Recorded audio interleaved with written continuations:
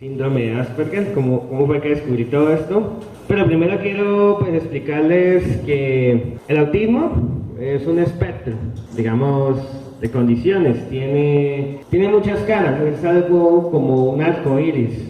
Sí, o sea, cuando ustedes miran un arco iris, ustedes ven que hay franjas de distintos colores y que no hay límites muy claros entre donde empieza, termina un color, ni tampoco, digamos, donde el arco iris termina. Simplemente es algo que se va difuminando. Lo mismo pasa con el autismo. ¿Por qué quiero hablar primero de esto del espectro? Porque de pronto, digamos, o sea, digamos mi caso puede ser muy diferente al de algunas personas que he conocido y eso es a lo que quiero, o sea, lo que quiero mostrar, que cada persona es diferente. Entonces, ¿qué pasa? En el autismo tenemos desde personas así que están muy afectadas, está muy afectado lo que es la comunicación, el lenguaje, la parte, digamos, de la flexibilidad mental. Son tres áreas las que la afectan en distinto grado. Eso es lo que se llama la tríada de Wings. Pero ¿qué es lo que pasa? O sea, en algunas está más afectada que en otras y en otras menos. Entonces, tenemos desde casos con personas que son muy severas hasta personas, digamos, está lo que sería el autismo medio y más hacia el lado, digamos, de la normalidad, entre comillas, porque, bueno, yo considero que no hay ninguna, digamos, persona que se pueda definir completamente normal. Todos tenemos algo de alguna cosa. Está, bueno, lo que es el síndrome de Asperger y fenotipo ampliado. Entonces, de pronto, hay personas que tienen autismo, pero que nunca tuvieron, por ejemplo, retraso del lenguaje o así problemas comunicativos muy severos. Y esto hace que pase una cosa, que haya un retraso en lo que es el diagnóstico y en intervención y por lo menos muchas personas que, al igual que yo, tienen Asperger, reciben el diagnóstico en la adulta y no en la infancia como debió haber sido. Bueno, ahí sí, haciendo esta aclaración, pues sí quiero pues empezar a contar pues un poco cómo ha sido mi vida. Yo pues nací el 14 de mayo del año 1986, tuve un bajo peso al nacer, 1400 gramos, o sea, fui un niño prematuro, nací de 6 meses y medio de gestación. Lo que recuerdo así de mis primeros años es que mi infancia, pues, siendo mamá ya aprendí a hablar al año, pero había cosas que mamá notaba que no iban o sea, que no iban a la par con el resto de los niños. Por ejemplo, que yo era un niño muy quieto, que algunas cosas yo no reaccionaba, que a veces parecía estar sordo, que no era así muy sociable con la gente. También notó que había muchas cosas que yo no comía. O sea, tenía muchos problemas así para comer determinados alimentos. Llevar una peluquería era complicado y que hacía muchos berrinches y pataletas. Y pues, pero entonces, ¿qué pasaba? Que yo era un niño que yo hablaba, incluso mamá me decía que a los 2 años ya sabía contar, no tuve muchos problemas para aprender a leer. Entonces, pues eso hizo pues que, digamos, entre las personas que me evaluaron después, o sea, porque yo empecé a estudiar a los 5 años, pero entonces yo era un niño que no me adapté al aula, o sea, era un niño que no prestaba atención, que hacía pataletas, berrinches y todo, pero como yo hablaba y todo, no, o sea, simplemente era un niño malcriado y mi madre era la que tenía la culpa de mis problemas y ya. Entonces no tuve, digamos así, un diagnóstico de autismo de entrada porque no, o sea, digamos, en esa época, hace más de 20 años, o sea, por lo que yo he visto, las personas que reciben el diagnóstico de autismo eran personas muy afectadas y que, digamos, sus conductas autistas eran evidentes. El síndrome de Asperger es una condición que más bien pasa desapercibida y se puede confundir o con algún trastorno de la personalidad o simplemente con mala crianza.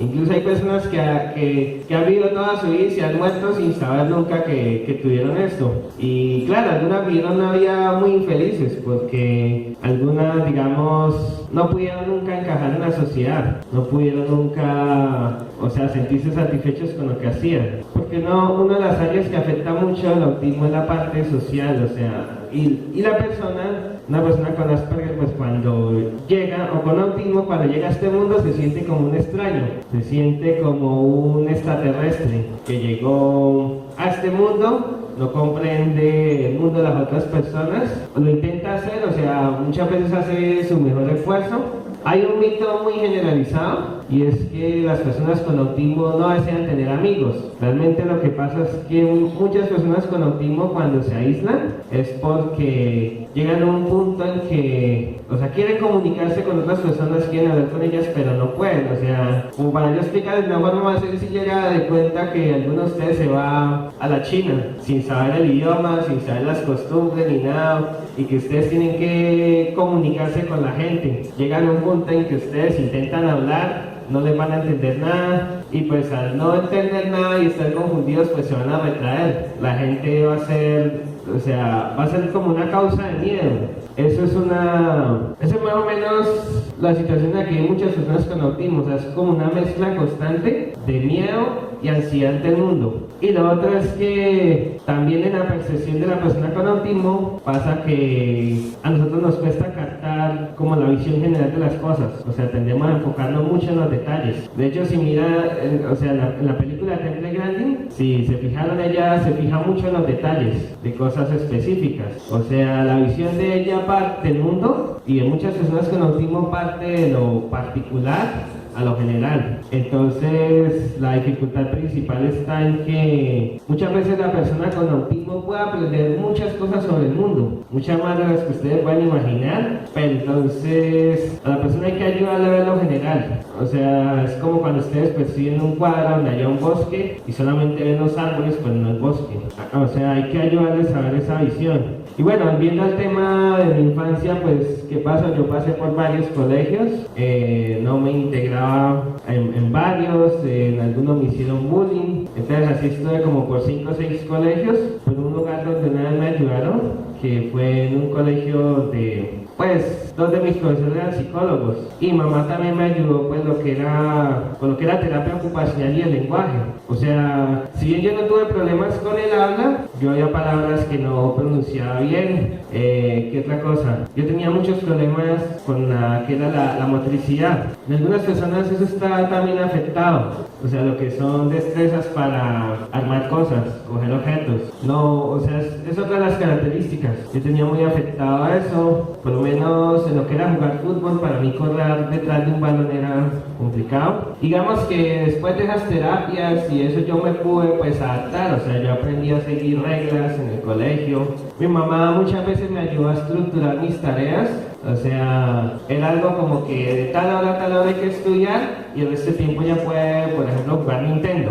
O sea, aquí a lo que voy es que muchas personas con autismo necesitan una estructura, o sea, que se defina el día a día. Y anticipación, porque como les explicaba al principio, una persona percibe el mundo, pero lo percibe, digamos, a veces de forma tan fragmentada que le cuesta unir las piezas y ver la imagen general. O sea, algo que hablaba ayer pues con algunas de las personas que ya han hablado conmigo era que por lo menos en una tarea como, o sea, en algo como por ejemplo que usted le diga a su hijo, vamos a ir a un centro comercial, hay que especificarle todo, como la hora a la que va a salir, de pronto que se va a ir en bus o en taxi, todo eso. O sea, la idea que es que la idea es que la persona con el tiempo aprenda a representarse esa situación. Como muchas personas con Asperger y autismo son pensadores visuales, pues por lo menos yo siempre que me enfrento a una situación nueva, yo intento visualizarla, predecir cada detalle y saber exactamente lo que va a pasar. Quizás eso suene como, o sea, nosotros necesitamos tanta certeza de las cosas que van a pasar que es como cuando la NASA va a mandar un cohete al espacio.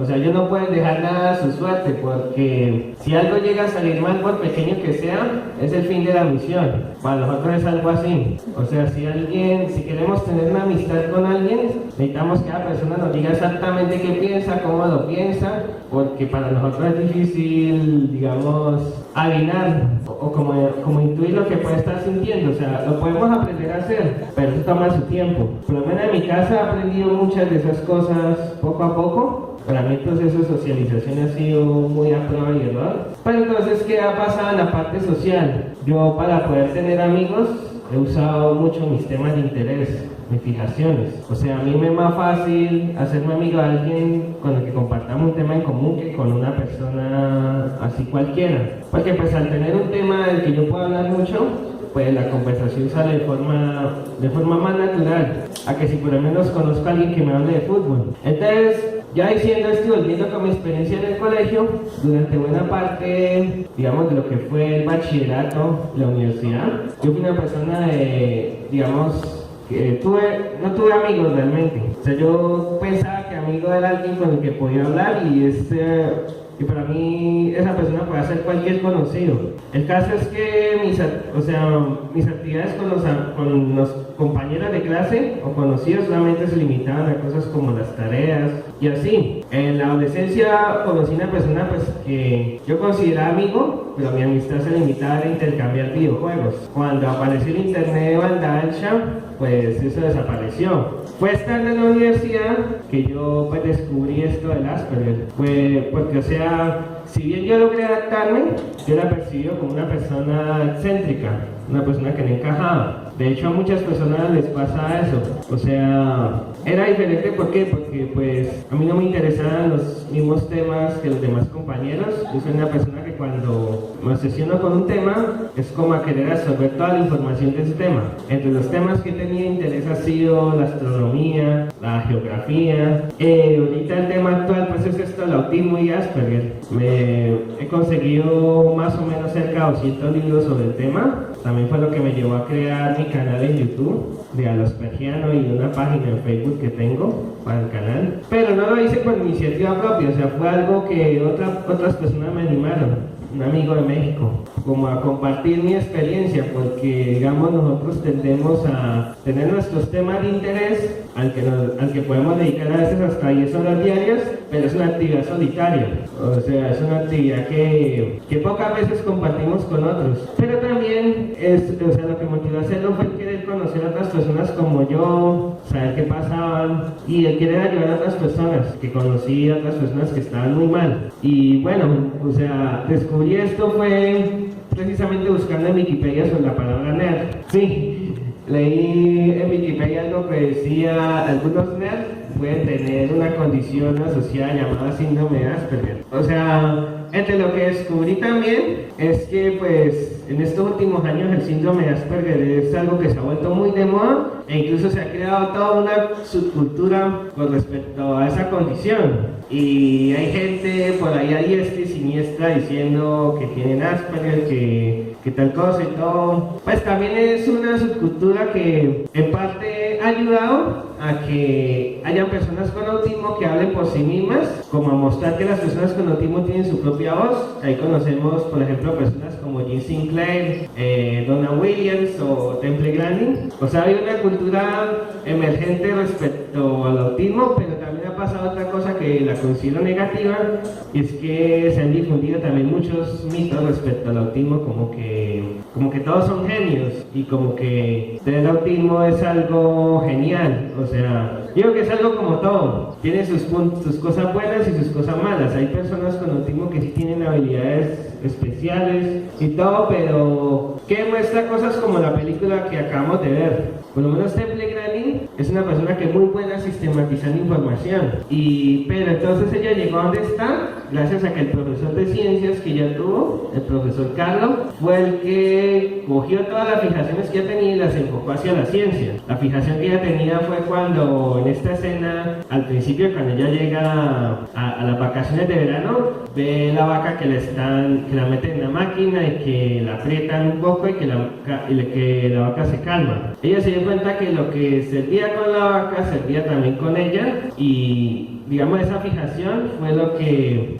ella usó para dar base a toda su carrera. Y hay que ver la persona que hay detrás de ese rótulo y de esa etiqueta. Muchas veces un error que cometen los terapeutas, y que lo he visto que pasa muy a menudo, es que, digamos, diagnostican a una persona y pues se quedan con eso, con que la persona es un grupo de características y ya. Y no, hay que ver que cada persona con autismo, independientemente del diagnóstico, tiene su propio carácter, tiene su propia personalidad, y hay que aprender a diferenciar entre qué cosas de lo que observamos de una persona con autismo son debidas al autismo y qué cosas son debidas ya al carácter de la persona. Por lo menos cuando una persona con autismo hace una rabieta, pero no porque esté sobrecargada sensorialmente, sino es por llamar la atención, Entonces hay que mirar qué aspectos de la personalidad la llevan a eso. Y no, o sea, se trata también de ir más allá del rótulo. Ahora bien, algo que también pasa en internet es que en internet hay un debate sobre si se deben usar o no etiquetas. Mi opinión respecto a eso es que la etiqueta es solamente una herramienta.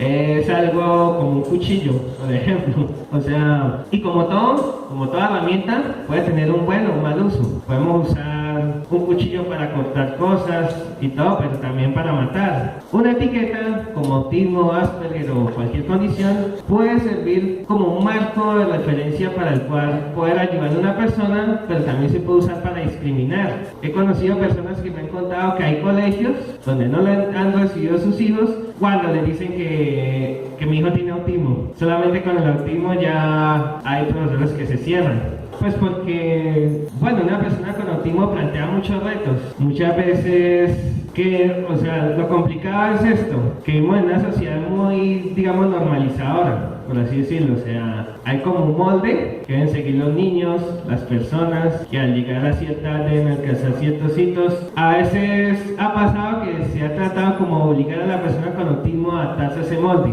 sin tener en cuenta que puede aprender a un ritmo diferente, sin tener en cuenta sus necesidades en distintos aspectos. Por lo menos hay personas que han querido, digamos, premiar a un niño con autismo por dejarse el uniforme, digamos, en un salón de clase, pero sin de pronto tener en cuenta que a veces, digamos, la tela del uniforme puede causar cierta aversión sensorial. A veces, o sea, se ha tratado de intervenir el autismo desde el punto de vista conductual, demasiado conductual, pero sin tener en cuenta que detrás de lo conductual puede estar lo sensorial y la forma como la persona percibe, o sea, procesa la información. O sea, algo que yo digo a mucha gente es que antes de intervenir hay que tener en cuenta mucho lo sensorial y las fijaciones de la persona, los temas de interés. O sea, hay que partir de ahí para poder respetar sus necesidades, porque si bien lo conductual pues es muy importante, o sea, la persona pues también enseñarle hábitos, enseñarle que hay que seguir reglas, o sea, enseñarle cosas como ir al baño, cómo comportarse. Pero entonces hay que tener presente que algunas características del autismo en realidad son como mecanismos de defensa que usa la persona. A veces, digamos, el mismo aislamiento puede ser un mecanismo de defensa. Digamos, podemos tener un niño que lo queremos llevar a una fiesta, pero quiere estar solo, aislado. Muchas veces puede ser que el ruido de la gente, el mismo ambiente, que esté muy cargado de estímulos, lo estresen, pero que ese niño en el fondo sí quiera hacer algo con otra persona. Entonces, pues en la parte de inclusión se trata de eso. Entonces, ya en la última parte, bueno, ¿qué les iba a decir? Yo estudié ingeniería de sistemas. Hice eso pues porque a mí siempre me han gustado los computadores y la tecnología. Y lo del canal de YouTube y todo eso lo hice pues porque respecto al autismo también descubrí otra cosa, que hay una demanda de información en internet sobre el autismo. Entonces en un video de 5 minutos, por ejemplo, puedo explicar la hiper y la hiposensibilidad auditiva, que es básicamente los problemas que tiene una persona con autismo para filtrar los sonidos. Y pues eso fue algo que tuvo éxito.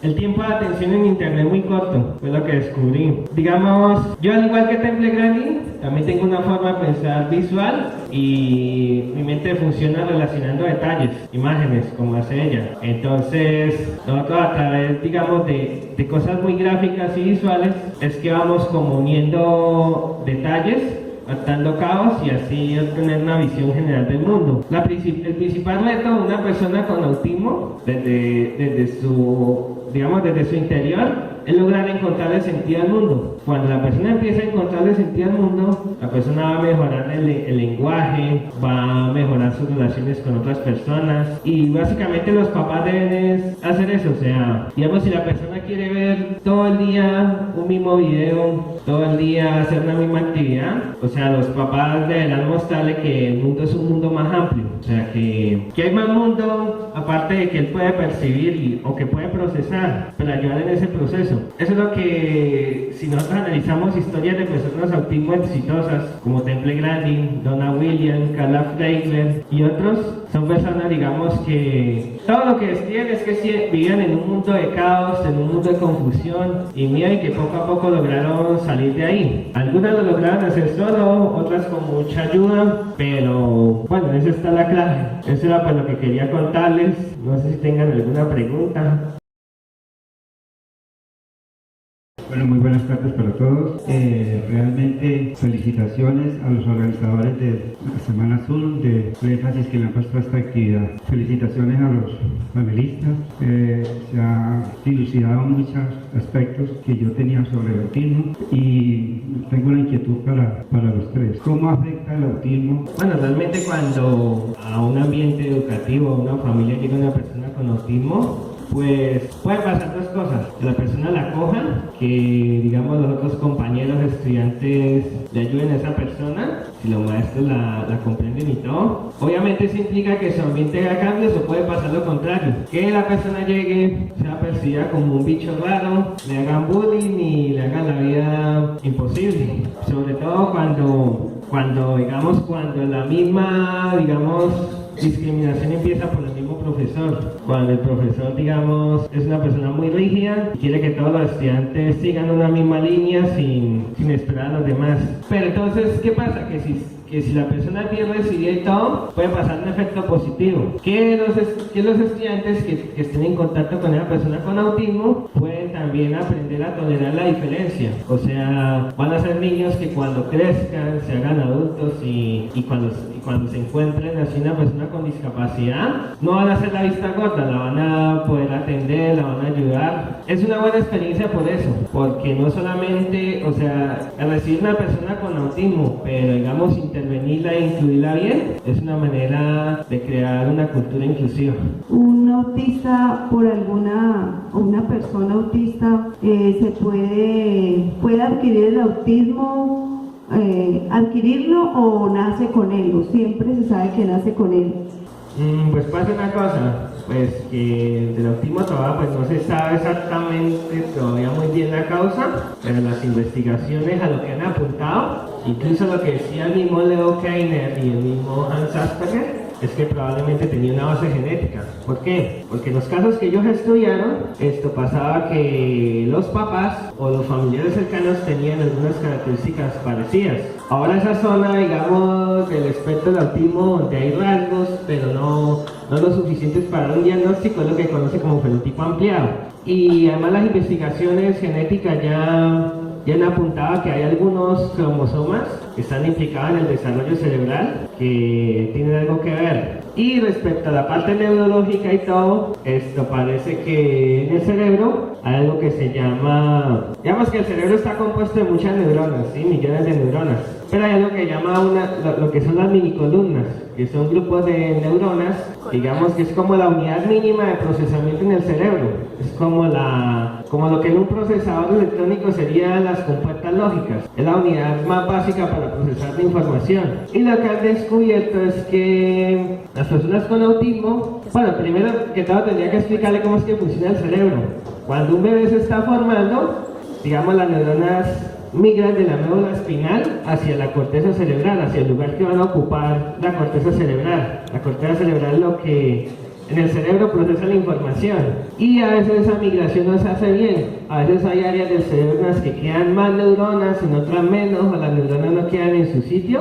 Entonces, ¿qué es lo que pasa? Que hay áreas del cerebro que quedan más conectadas que otras menos conectadas, y eso crea pues un funcionamiento desigual. Pero también vemos personas con autismo que, si uno analiza las habilidades, tienen un perfil desigual de habilidades. Entonces se cree que ese funcionamiento es genético, pero también hay factores que podrían influir. Se ha hablado mucho del tema de las vacunas, pero eso probablemente es un mito, lo has desmentido, porque si bien se ha hablado mucho de la intoxicación con mercurio, el timerosal de las vacunas, pasa una cosa, que uno consume más mercurio que las vacunas comiendo pescado, y hay muchas fuentes en el ambiente que son contaminantes.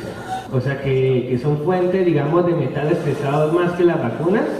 Entonces pasa que si fuera así como lo quieren proponer los que proponen la teoría de las vacunas, pues en realidad todos deberían tener autismo. Y aquí también pasa otra cosa, que se habla de una epidemia de autismo. Ya estamos en uno de cada 68 casos de autismo, cuando hace 20 años era uno en 2000 o uno en 5000. Realmente en lo que he leído y todo, yo no creo que haya realmente una epidemia como tal, sino lo que creo es que el autismo, en la medida medida que se ha ido conociendo más, hay más casos que se han diagnosticado. Entonces hay personas que, digamos, hace algunos años atrás hubieran recibido un diagnóstico de retraso mental o alguna condición como déficit de atención, o a veces hay personas que reciben es una ensalada de frutas de diagnóstico. Pero como explicaba acá, ¿cómo te llamas tú? Zulay. A veces, muchas veces en el autismo hay comorbilidades, o sea, a veces una persona con autismo tiene trastorno obsesivo-compulsivo, tiene déficit de atención. Entonces hay casos de autismo en que realmente es muy complicado un diagnóstico porque realmente no está el autismo ahí, sino hay varias cosas revueltas. Entonces hay muchas personas por lo menos con autismo atípico. O sea, a medida que el conocimiento del autismo ha aumentado, también ha aumentado pues, los diagnósticos. Bueno, eso es lo que quería responder. Discúlpame si me extendí mucho. Si es una persona, digamos, que tiene bastante afectación, puede que sea fácil de detectar. Pero si ya se trata, digamos, de una persona con Asperger, ya toca hacer pues, como lo que llama un diagnóstico diferencial, que es descartar primero otras condiciones antes de dejar ya el autismo como la única opción. Mi mamá quería que yo estudiara medicina. Yo no quise estudiar medicina porque mi mamá fue enfermera durante 38 años y yo veía que era algo muy estresante. Mi mamá a veces tenía que hacer turnos de 24, 48 horas y casi no tenía tiempo para dedicarnos a nosotros. Y pues si bien a mí desde pequeño también me gustaba leer cosas del cuerpo humano y todo eso, o sea, no quería tampoco meterme en algo que fuera muy estresante, porque yo soy una persona que no sirvo, digamos, para trabajar bajo presión. Yo soy una persona, digamos, que si me estreso demasiado puedo literalmente estallar, y cuando hablo de estallar es coger cosas y romperlas y todo eso. O sea, me cuesta un poco a veces controlar mis emociones, entonces yo trato de estar tranquilo. Ahora bien, ¿qué cosas hice yo durante la universidad? Yo primero pues elegí que el horario fuera todas las clases en la misma franja. Yo estudié en la nocturna, o sea, de 6:30 de la noche a 9:30. Me gustaba porque era lo que ya estaba acostumbrado en el colegio. Otra cosa que yo hice durante la universidad fue grabar las clases, porque digamos eso fue como una manera de compensar a veces el que estuviera en la clase y no pudiera prestar atención a la misma, porque a veces yo me cansaba de estar ahí y me costaba tomar apuntes y demás. Entonces, claro que eso de grabar las clases lo empecé a hacer fue en el séptimo semestre, o sea, cuando ya empezaron a ver celulares que tenían cámaras y todo eso, y fue algo muy bueno porque mejoró mucho mi promedio. O sea, yo tenía antes el promedio entre 3.6, 3.7 y subió a 4.2. ¿Qué otra cosa hice? O sea, algo que era bueno de, digamos, de estar estudiando de noche y todo, es que el sistema era menos exigente que para los alumnos del día. Yo tenía más tiempo para hacer actividades, para preparar exámenes y muchas personas, así que digamos con condiciones cognitivas y con autismo necesitan es más tiempo, simplemente. O sea, yo mismo busqué esas adaptaciones, no fue que digamos que me hayan hecho inclusión ni nada, pero fue lo que me sirvió. Si yo de pronto hubiera estado en un ambiente con mucha presión, quizás hubiera sido de las personas que empiezan una carrera y a los 2 semestres se retiran, porque así me pasó en 10º grado. O sea, yo estuve yo estoy en el colegio en la modalidad académico-ciencias. Yo veía 5 horas de física, 5 horas de matemáticas, 5 horas de química, dejaba muchísima tarea y en un momento en que no pude dar abasto, y ese año mi rendimiento académico se vino a pique. O sea, digamos, yo era un alumno que ha mantenido buen rendimiento académico, y cuando yo iba en el tercer trimestre del año, llegó un momento en que iba perdiendo 5 materias y todo. Entonces ahí fue cuando me di cuenta que, digamos que pasado cierto nivel de exigencia ya mi rendimiento bajaba. También durante la universidad, como estudié de noche, intenté estudiar y trabajar. Yo le ayudé a mi mamá con un negocio de ropa y calzado. Ahí también pasó lo mismo, o sea, le ayudé, pero entonces perdí una asignatura. Entonces dije que no, que solamente me iba a dedicar a estudiar. Y lo elegí así, ¿por qué? Porque algo que también tengo, digamos, dificultad un poco es al planificar lo que voy a hacer. A veces me toca usar como una agenda o anotar lo que voy a hacer, porque si no me pierdo. O puedo hacer algo que llama procrastinar. Que procrastinar es que de pronto me quedo todo el día haciendo la misma actividad y no hago nada de lo que tengo que hacer. Y cuando no entendía algo, porque a veces hay profesores que son muy complicados de entenderles, pues hablaba con el mismo profesor. O sea, nosotros tenemos problemas sobre todo cuando las cosas son muy ambiguas, cuando hay sorpresas, cuando nos hacen, o sea, a mí iba mal cuando hacían un quiz sorpresa o algo así. En los exámenes, ¿qué otra cosa hacía? Yo empezaba siempre por lo más fácil y dejaba para el final lo más difícil. Eso me permitía aprovechar más el tiempo, porque si no podía quedarme bloqueada en la pregunta y no pasarte ahí, que fue lo que me pasó antes. Básicamente fue eso las estrategias que yo usé.